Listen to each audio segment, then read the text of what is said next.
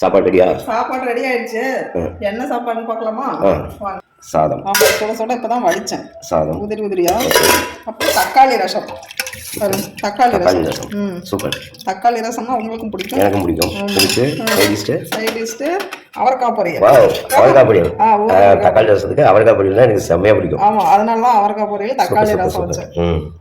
ஊற அவரைக்காய் பொரியல் போடுங்க பார்க்கலாம். பாருங்க சாதம். சுட சாதம். தக்காளி ரசம்னாலே வெறும் சாப்பாடே சாப்பிட்றதுக்கு சூப்பராக இருக்கும்.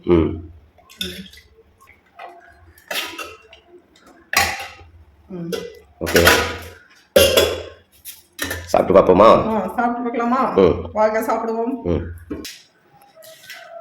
சாப்பிட்டு பாருங்க எப்படி இருக்குதுன்னு சொல்லிட்டு.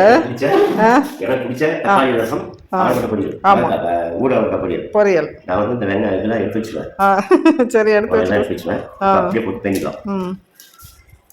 தக்காளி ரசம்னா ரொம்ப பிடிக்கும், சூப்பராக பிடிக்கும்.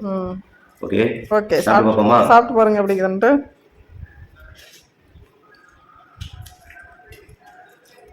தக்காளி ரசம் வேற லெவல்.